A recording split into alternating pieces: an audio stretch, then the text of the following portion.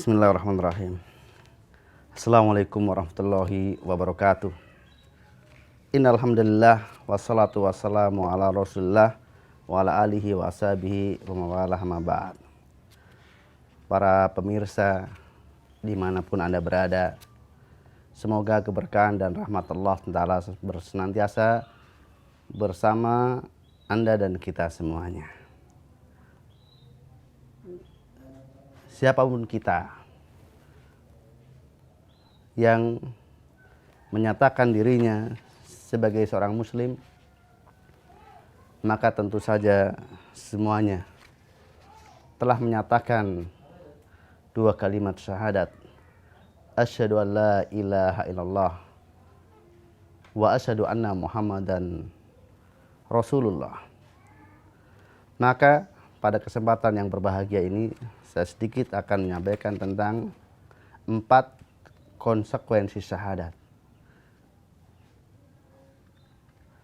Bahwa Muhammad SAW adalah utusan Allah bagi umat. Setiap kita yang mengucapkan asyhadu anna muhammadan rasulullah, maka mengikat kepada kita 4 hal. Yang pertama adalah membenarkan seluruh beritanya. Maka tidaklah sah persaksian seorang muslim ketika dia menyatakan bahwa Muhammad SAW adalah utusan Allah Ta'ala, kecuali dengan membenarkan seluruh beritanya.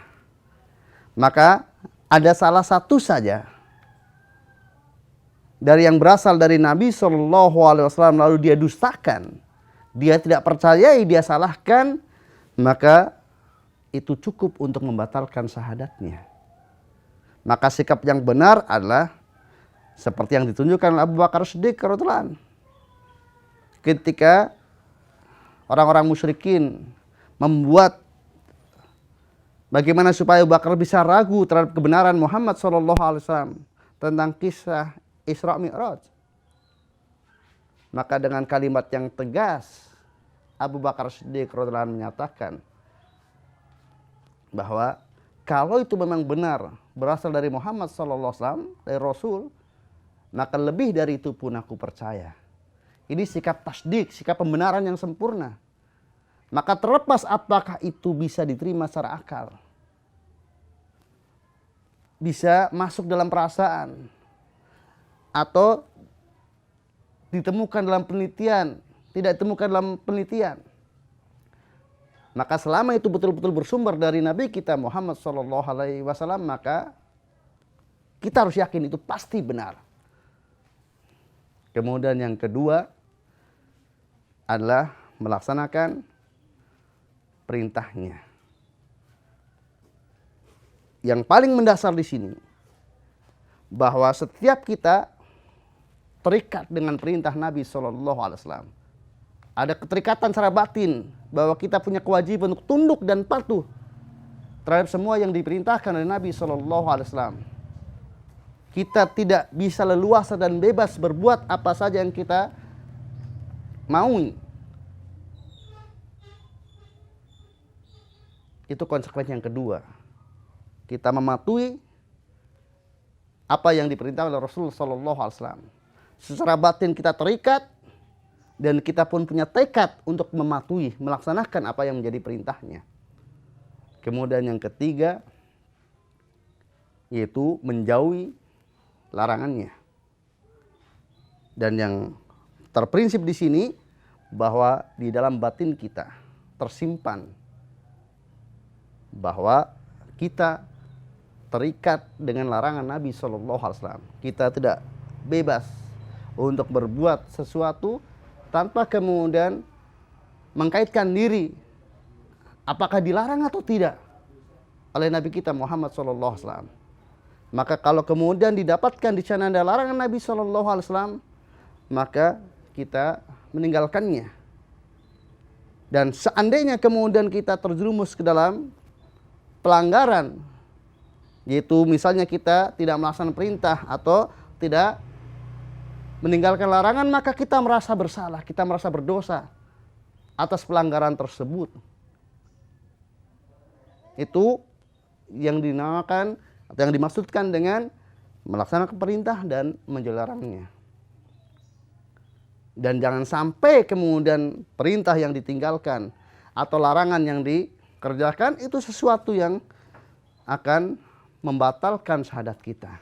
Meskipun setelah seseorang meyakini keterikatan dalam batinnya terhadap perintah dan larangan Nabi SAW, tidak setiap meninggalkan perintah atau kemudian mengerjakan larangan itu menyebabkan batal syahadatnya. Tetapi di sana ada perkara-perkara yang apabila perintah itu tidak dikerjakan atau larangan itu dikerjakan, maka menjadi sebab batalnya syahadat kita. Kemudian yang keempat, kita beribadah kepada Allah Ta'ala sesuai dengan syariat Nabi Muhammad SAW. Nah, sebelumnya untuk yang ketiga dan untuk yang kedua dan ketiga tadi, Allah SWT telah firmankan, wa ma atakumur rasulu fakhuduhu wa ma nahakum anhu fantahu. Segala sesuatu yang didatangkan oleh Rasul untukmu maka ambillah, dan segala sesuatu yang dilarang dari Rasul terhadap kalian maka tinggalkanlah. Dan yang keempat,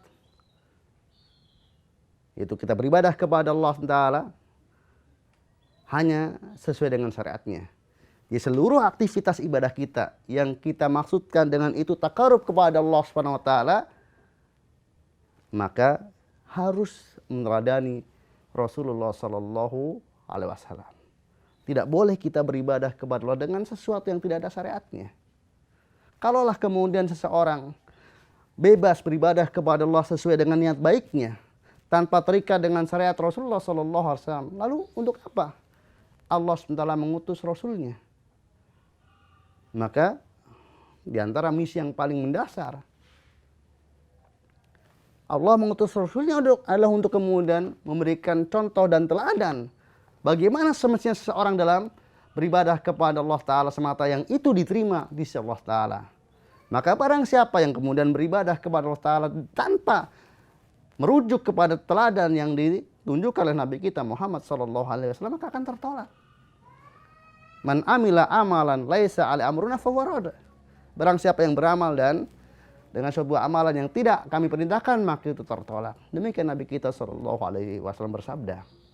Maka kaum muslimin rahimani wa rahmatullah, marilah 4 konsekuensi dari persaksian kita di syahadat kita bahwa Muhammad SAW adalah utusan Allah bagi umat ini, kita wujudkan baik secara lahir maupun secara batin.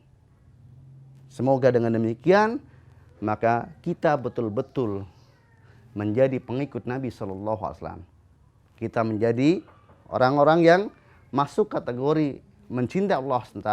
Qul in kuntum tuhibbunallah fattabi'uni yuhibbukumullah. Katakanlah jika kalian betul-betul mencintai Allah maka itibaklah kepada aku. Demikian Allah berfirman. Itibak kepada Rasulullah SAW dengan memenuhi 4 kriteria di atas, itulah yang akan mendatangkan kecintaan Allah, dan itu pula sebagai bukti atas kecintaan dia kepada Allah Ta'ala. Mudah-mudahan yang sedikit ini bermanfaat bagi kita semuanya. Walhamdulillahirabbil alamin. Assalamualaikum warahmatullahi wabarakatuh.